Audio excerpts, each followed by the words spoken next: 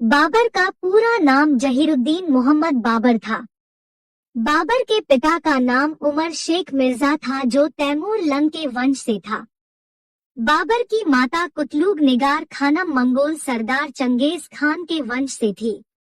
इस प्रकार पिता की ओर से बाबर तैमूर लंग के वंश से था और मां की ओर से चंगेज खान का वंशज था।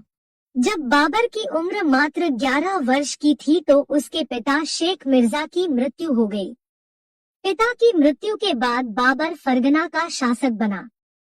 उसी समय बाबर के चाचा अहमद मिर्जा ने फरगना पर आक्रमण कर फरगना के कुछ हिस्सों पर अपना कब्जा जमा लिया तथा बाबर के मामा ने भी फरगना के कुछ हिस्सों पर कब्जा जमा लिया। बाबर इन सब से बिल्कुल भी नहीं घबराया, लेकिन बाद में अहमद मिर्जा ने बाबर से संधि कर ली और उन हिस्सों को वापस बाबर को सौंप दिया जिस पर उसने कब्जा जमा लिया था। उसके बाद बाबर ने अपने मामा महमूद खां को परास्त किया और अपना हिस्सा वापस हासिल कर लिया। बाबर बहुत ही ताकतवर शासक था। वह विशाल साम्राज्य की स्थापना करना चाहता था। इसी के उद्देश्य से 1496 ईस्वी में वह अपने पूर्वज तैमूर लंग की राजधानी समरकंद पर आक्रमण करने पहुंचा लेकिन असफल रहा।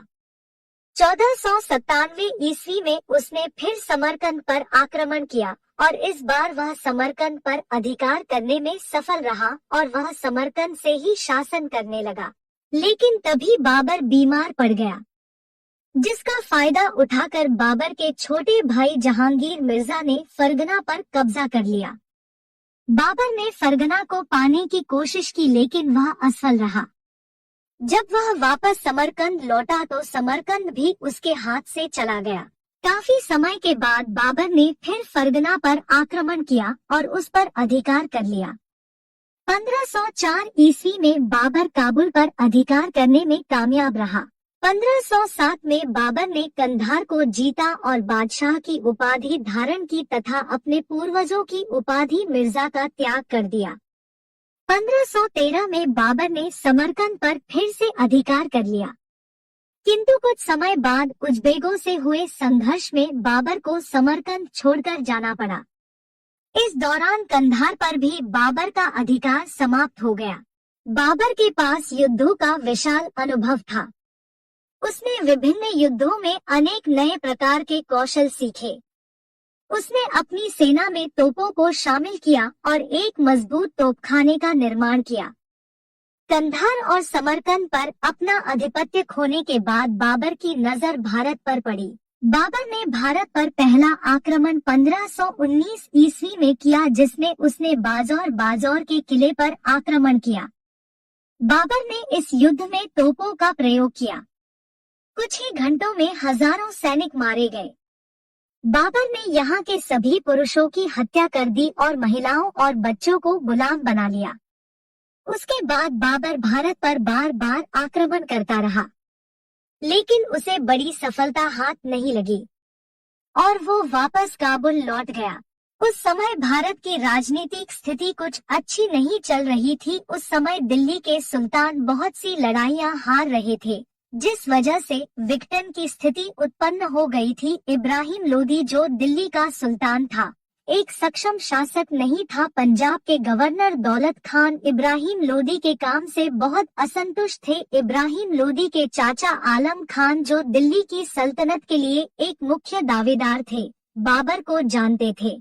उसके बाद आलम खान और दौलत खान ने बाबर को भारत आने का न्योता भेजा। बाबर को ये न्योता बहुत पसंद आया। उसे ये अपने फायदे की बात लगी और अपने साम्राज्य को बढ़ाने के लिए 1525 ईस्वी में बाबर विशाल सेना लेकर भारत की ओर बढ़ा। बाबर ने पंजाब पर आक्रमण कर उस पर अधिकार कर लिया।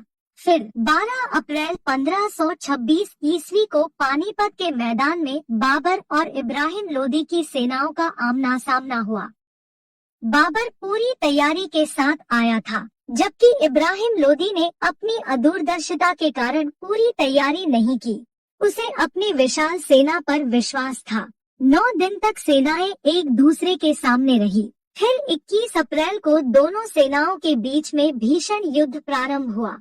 अंत में बाबर के सेना ने इब्राहिम लोदी के सेना पर विजय प्राप्त कर ली।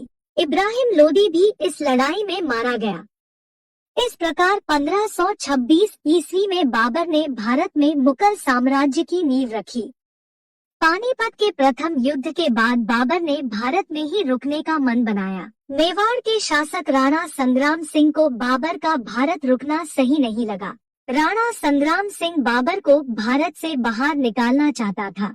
बाबर ने बयाना, धौलपुर और ग्वालियर के दुर्गों पर अधिकार कर लिया था। धीरे धीरे राणा संग्राम सिंह और बाबर के बीच संघर्ष बढ़ता जा रहा था। राणा संग्राम सिंह और अफगान सरदार हसन खान मेवाती की संयुक्त सेनाओं ने मिलकर बयाना के दुर्ग पर अधिकार कर लिया। फरवरी 1527 ईस्वी में राणा सांगा ने सीकरी के पास बाबर की सेना के एक भाग पर आक्रमण करके उसे तहस नहस कर दिया। 16 मार्च 1527 ईस्वी को बाबर और राणा संग्राम सिंह के बीच आगरा से लगभग 35 किलोमीटर दूर स्थित खानवा नामक स्थान पर भीषण युद्ध प्रारंभ हुआ। खानवा का युद्ध बाबर के समय में लड़ा गया दूसरा प्रमुख युद्ध था। बाबर ने खानवा के युद्ध में भी तोपों का प्रयोग किया। दोनों सेनाओं के मध्य भयंकर युद्ध हुआ। युद्ध के आरंभ होने के कुछ समय बाद राणा सांगा बेहोश हो गया, जिसके बाद उसके सरदार उसे सुरक्षित स्थान पर ले गए। राणा सांगा की अनुपस्थिति में झाला नामक सरदार ने युद्ध का संचालन किया, लेकिन बाबर के सैनिकों ने राणा सांगा की सेना को बुरी तरह पराजित किया। इस प्रकार बाबर ने खानवा के युद्ध में विजय प्राप्त की। खानवा का युद्ध जीतने के बाद बाबर ने अफगानों के विद्रोह का दमन करने की ठानी। इस समय अफगान सिकंदर लोदी के पुत्र महमूद लोदी की अध्यक्षता में संगठित हो रहे थे।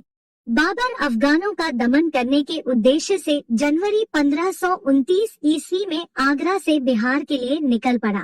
जब बाबर चुनार पहुंचा तो बहुत से अफगान डर के कारण बाबर की शरण में आ गए।